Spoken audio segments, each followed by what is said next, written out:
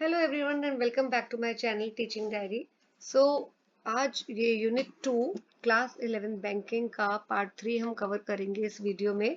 Topic है retail and wholesale banking. अब retail bank क्या होता है? रिटेल बैंक बेसिकली बहुत सारी फाइनेंशियल प्रोडक्ट्स या सर्विसेज प्रोवाइड करता है जनरल पब्लिक को, यानी जो कस्टमर्स होते हैं आपकी तरह मेरी तरह, उनको काफ़ी सारी सर्विसेज प्रोवाइड की जाती है बाय दी रिटेल बैंक। जबकि जो होलसेल बैंक होता है बेटा, ये एक इंडिविजुअल कस्टमर्स को, आपकी मेरी तरह जो कस्टमर्स हैं उनको सर्विसेज नहीं प्रोवाइड करते। होलसेल बैंकिंग बेसिकली प्रोवाइड करती है अपनी सर्विसेज टू दी कॉर्पोरेट, बड़े बड़े बिजनेस हाउसेस को। तो एक तो वन लाइनर डिफरेंस मैंने आपको ये बता दिया। अब रिटेल बैंकिंग को कंज्यूमर बैंकिंग भी बोला जाता है और मास बैंकिंग भी बोला जाता है।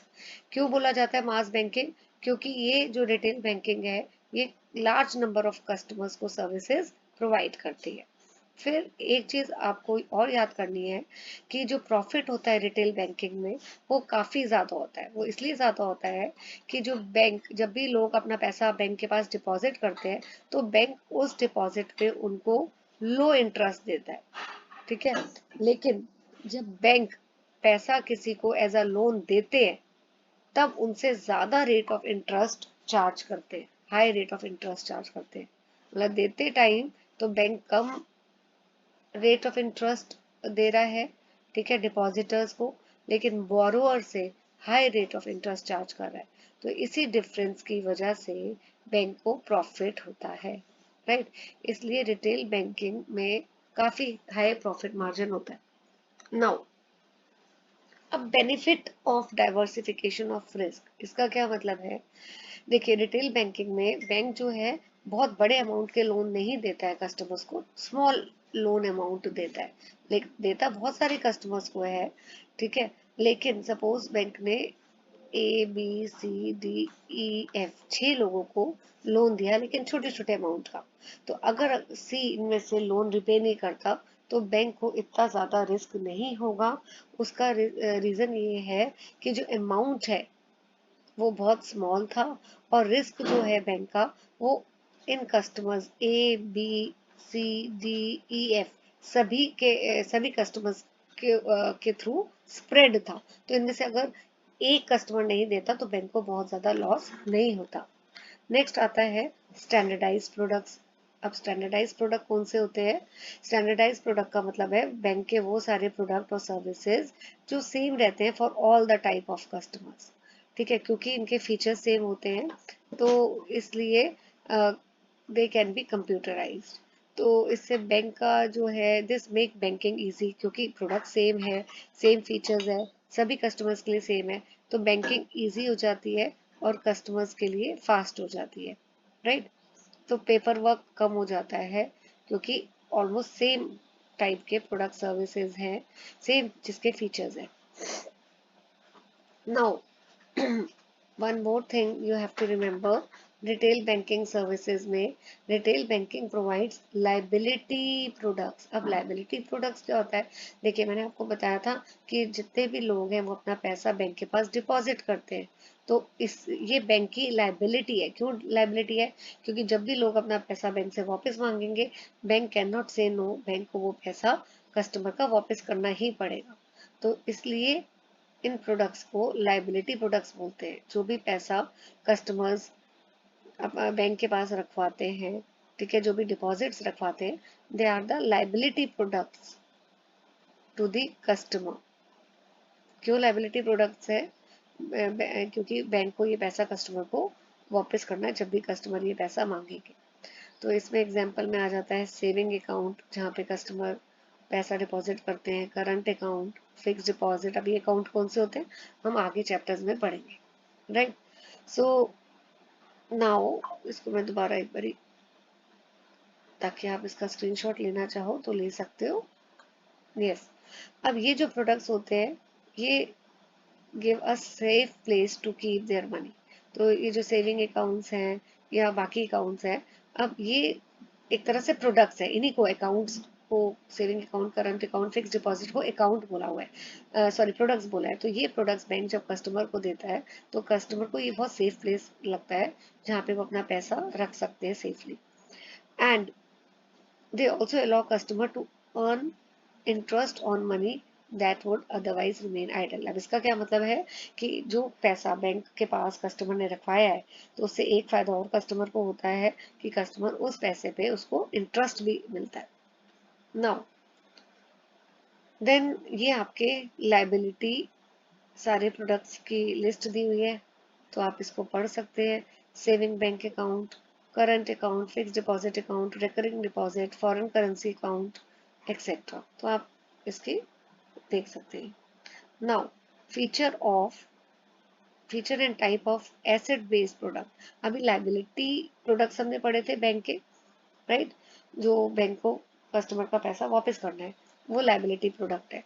अब एसेट प्रोडक्ट कौन सा होता है? एसेट प्रोडक्ट भी बैंकिंग प्रोडक्ट है जिससे बैंक को इनकम मिलती है। यानी जब भी बैंक कस्टमर्स को, बोरोअर्स को पैसा देता है एज अ लोन, तो बदले में बैंक को क्या मिलता है? Bank charge rate of interest.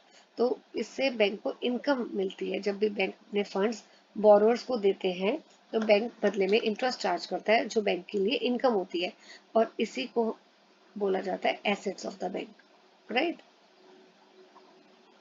Now इसमें होगा क्या क्या आता है? लोन एडवांसेस, तो जैसे अगर बैंक कस्टमर को होम लोन दे रहा है, कार लोन दे रहा है या पर्सनल लोन दे रहा है, ये एसेट प्रोडक्ट्स हो गए।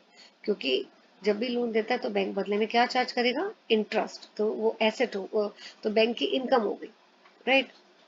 नाउ ये वेरियस टाइप्स ऑफ लोन हैं जो रिटेल कस्टमर्स को दिए जाते हैं। ऑटो लोन, जब भी कस्टमर ने कोई नया 4 या 2 व्हीलर लेना है। होम लोन, घर खरीदने के लिए लोन। एजुकेशन लोन, ताकि फर्दर एजुकेशन के लिए।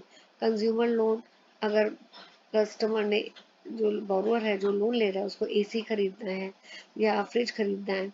पर्सनल लोन भी वो ले सकता है, कहीं हॉलीडे पे जाना है या मेडिकल ट्रीटमेंट अपना कराना है।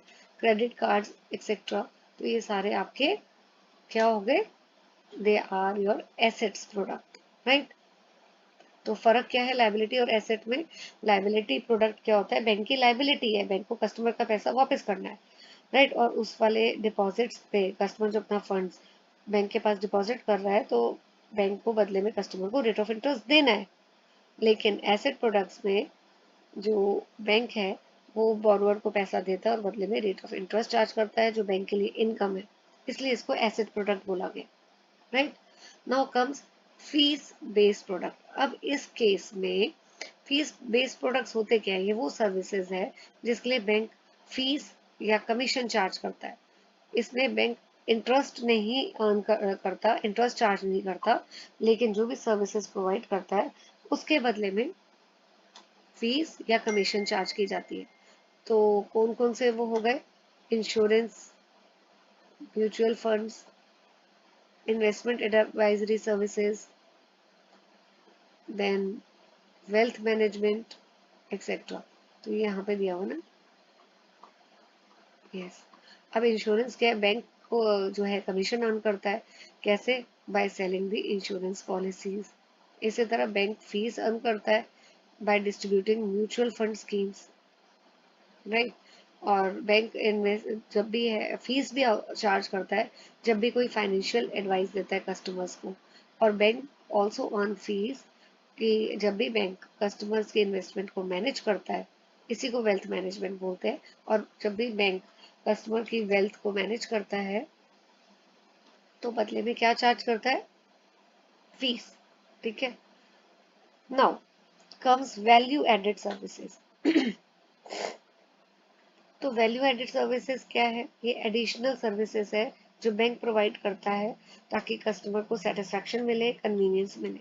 तो कौन सी हो गई value added services? Safe deposit lockers, जहाँ पे बैंक जो है अपनी वैल्यूएबल ज्वेलरी वगैरह लॉकर्स में रखता है, बैंक सॉरी कह रही हूँ, कस्टमर रखता है लॉकर्स में। डिपॉजिटरी सर्विसेज, जहाँ पे कस्टमर्स को अलाउ किया जाता है कि वो शेयर सिक्योरिटीज को इलेक्ट्रॉनिक फॉर्म में रख ले। बैंक इंश्योरेंस प्रोडक्ट, जो इंश्योरेंस प्रोडक्ट बैंक ऑफर करता है in partnership with the insurance company. And ये जो सर्विसेज है, ये सर्विसेज क्यों प्रोवाइड की जाती है? ताकि कस्टमर अट्रैक्ट हो and remain loyal to the bank, right, और बदले में बैंक को एडिशनल इनकम भी मिलती है। Now comes miscellaneous services. तो कौन सी है मिसलेनियस सर्विसेज? बैंक ड्राफ्ट भी इशू करता है और नेफ्ट और आरटीजीएस फैसिलिटी भी प्रोवाइड करता है कस्टमर को। देन कस्टमर्स के चेक भी कलेक्ट करता है दूसरे बैंक से, लॉकर्स रेंट के लिए देता है, सेफ कस्टडी प्रोवाइड करता है सर्विसेज, देन टैक्सेस भी कलेक्ट करता है कस्टमर से, right, on behalf of the central bank. India का क्या है सेंट्रल बैंक? आरबीआई। बैंक जो है शेयर्स बॉन्ड्स जो है स्टॉक मार्केट से खरीदता और बेचता भी है कस्टमर के बिहाफ पे, राइट। एंड सॉरी, या फिर bank net banking, mobile banking, phone banking facilities भी कस्टमर्स को प्रोवाइड करता है। और इसमें क्या है कि बैंक जो है फॉरेन करेंसीज खरीदता बेचता है कस्टमर को। देन थर्ड पार्टी प्रोडक्ट्स जैसे इंश्योरेंस और म्यूचुअल फंड्स हो गए, ये भी कस्टमर्स को ऑफर करता है। अब होलसेल बैंकिंग सर्विसेज क्या है? ये सर्विसेज किसको ऑफर की जाती है? गवर्नमेंट एजेंसीज को, पेंशन फंड्स को, अदर इंस्टीट्यूशनल कस्टमर्स को, राइट। ये डिफरेंट है रिटेल बैंकिंग से, क्योंकि फॉर्मर फॉर्मर मतलब यहाँ हो गया होलसेल बैंकिंग। तो बैंक होलसेल बैंकिंग जो है वो कॉरपोरेट यानी कि लार्ज बिजनेस हाउसेस को फोकस करती है, राइट। और जो यहाँ ट्रांजैक्शंस की वैल्यू होती है हाई वैल्यू होती है, लेकिन लैटर लैटर मतलब रिटेल की बात की गई है।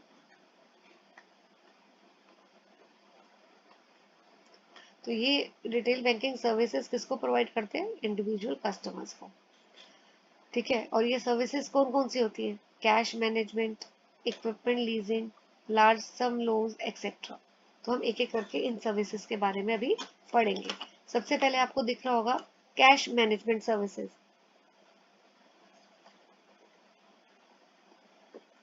अब कैश मैनेजमेंट सर्विसेज कौन सी है बेटा?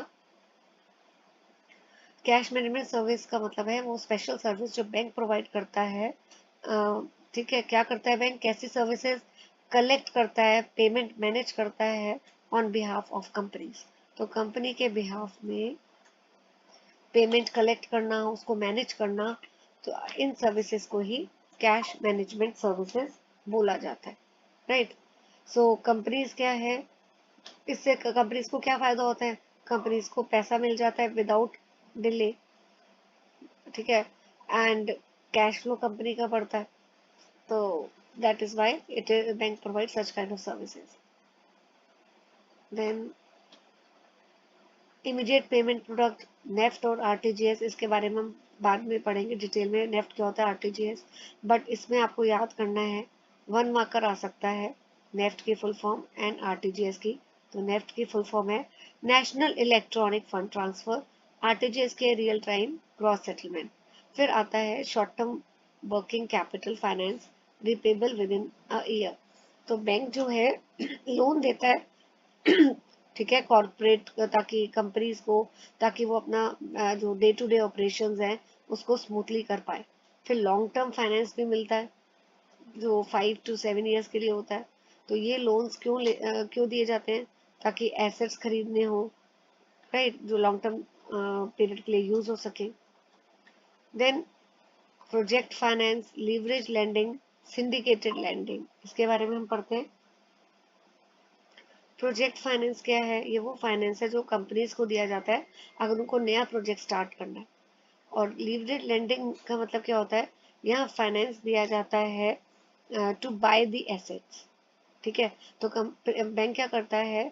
बोरोअर को पैसा देता है, लोन देता है for buying the assets, right. और उन एसेट्स को एक तरह से सिक्योरिटी ट्रीट किया जाता है। तो बैंक क्या कहता है? पहले जैसे कस्टमर्स को, कंपनीज को पैसे दे दिए कि वो कंपनीज आगे जाके एसेट्स खरीद ले, और ये एसेट्स जो है एक तरह से बैंक के पास सिक्योरिटी होती है ना, उस तरह इसको ट्रीट किया जाता है। तो ये फंड्स, एसेट्स कंपनी यूज नहीं कर सकती जब तक कंपनी सारा पैसा बैंक का वापस ना कर दे। फिर आता है सिंडिकेटेड लेंडिंग।